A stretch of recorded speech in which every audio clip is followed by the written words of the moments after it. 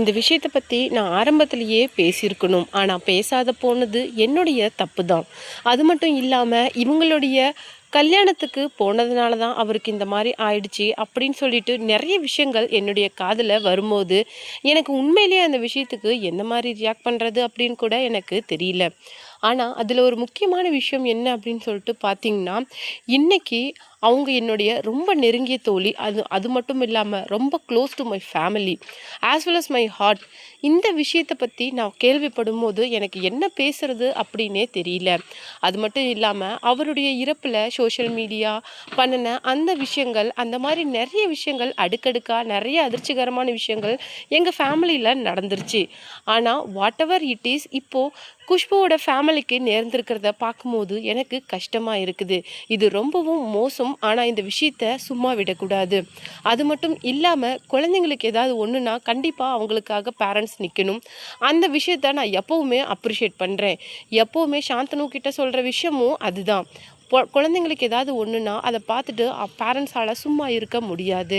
எந்த அளவுக்கு even Ananditha feel பண்ணியிருந்தா குஷ்பு இந்த அளவுக்கு ரொம்ப ஆக்ரோஷமாக சொசைட்டி முன்னாடி பேசுவாங்க அப்படின்னு சொல்லிட்டு தன்னுடைய ஃப்ரெண்டுக்கு ஆதரவாக நின்றுருக்காங்க இன்றைக்கி பூர்ணிமா பாக்யராஜ். அவங்க சொன்ன விஷயங்களை தான் இந்த வீடியோவில் டீட்டெயிலாக பார்க்க போகிறோம். வீடியோக்குள்ளே போகிறதுக்கு முன்னாடி சேனலுக்கு புதியவராக இருந்தால் மறக்காமல் சேனலை சப்ஸ்கிரைப் பண்ணிக்கோங்க. குஷ்புவோட இரண்டாவது மகளான அனந்திதாவோட பாடி ஷேமிங் விஷயம் அப்படிங்கிறது சமூக வலைதளங்களில் மிகப்பெரிய அளவுக்கு சர்ச்சைக்குரிய ஒரு விவாதமாக போயிட்டுருக்கு.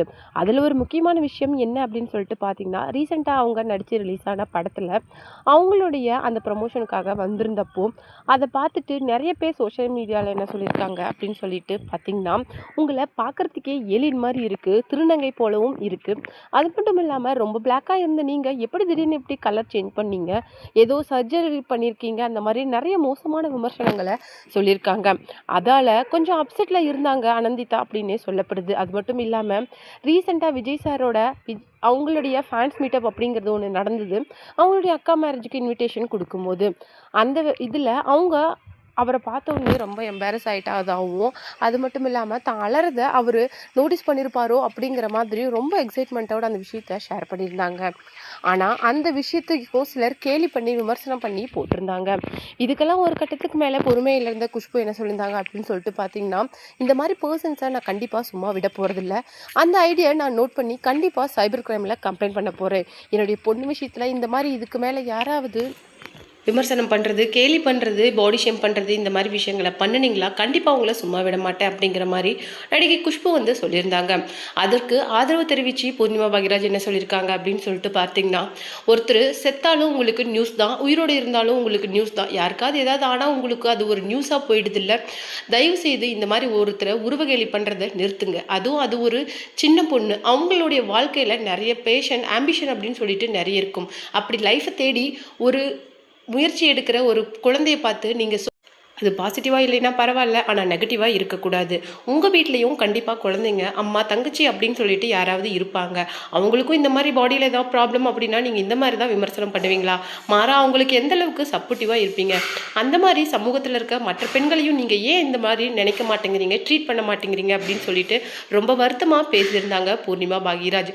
அது மட்டும் இல்லாமல் என்னுடைய கணவர் இறப்பில் நடந்த நிறைய விஷயங்கள் என்னுடைய மனசுக்கு ரொம்பவும் கஷ்டத்தை தெரிவிச்சுது. அது மட்டும் இல்லாமல் என்னுடைய மருமகள் மற்றும் இந்த ஃபேமிலி பற்றி வர நிறைய விமர்சனங்களை பார்க்கும்போது எனக்கு மனசுக்கு கஷ்டமாக இருக்குது. அவருடைய இறப்பே எங்களால் தாங்கிக்க முடியாத ஒரு விஷயம். ஆனால் அதையும் தாண்டி இவங்களுடைய திருமணத்துக்கு போனதுனால தான் இப்படி ஆச்சு, இல்லைனா அப்படின்னு சொல்லிட்டு வர அந்த விமர்சனங்களை பார்க்கும்போது அதுக்கு எந்த அளவுக்கு ரியாக்ட் பண்ணுறது அப்படின்னு சொல்லிட்டு எங்களால் புரிஞ்சுக்க முடியல. தயவுசெய்து எல்லாருடைய லைஃபுக்கும் ஒரு ஸ்பேஸ் அப்படிங்கிறது வேணும், அதை தயவுசெய்து கொடுங்க அப்படிங்கிற மாதிரி சொல்லியிருக்காங்க பூர்ணிமா பாக்யராஜ்.